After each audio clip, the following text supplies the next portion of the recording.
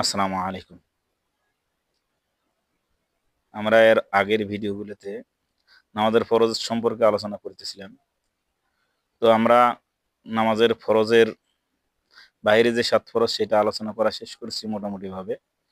এখন আপনাদের সামনে নামাজের ভেতরে যে ৬ ফরজ আছে, এই ৬ ফরজ নিয়ে সংক্ষিপ্ত কিছু আলোচনা করব।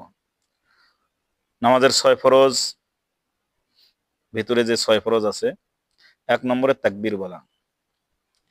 মানে আল্লাহু আকবার, এই তাকবীরটা যদি না বলা হয় তো আমাদের নামাজে শুরু হবে না।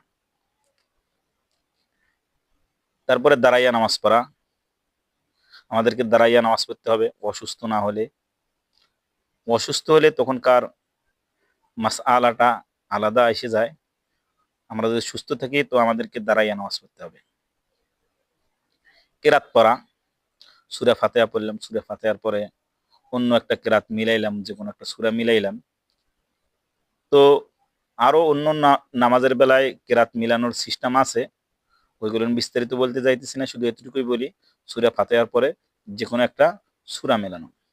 তারপর রুকু করা, রুকুতে যাব, রুকুতে যায় কমপক্ষে সুবহান রাব্বিয়াল আযীম ৩ বার বলা, ৫ বার ৭ বারও বলা যায়। হুম। কিন্তু রুকু করা, রুকু করতে হবে। যদি আমরা রুকু না করি তো আমাদের কি হবে না? নামাজ হবে না। তারপরে সিজদা করা, ২ সিজদা করা, ২ টা সিজদা দিতে হবে। সর্বশেষ যেটা আখেরি বৈঠক করা। এতটুকুই ছিল আমাদের নামাজের ফরজ। আল্লাহ যদি তৌফিক দান করে, নামাজের ওয়াজিবাত সম্পর্কে সামনের ভিডিওতে আলোচনা করা হবে ইনশাআল্লাহ।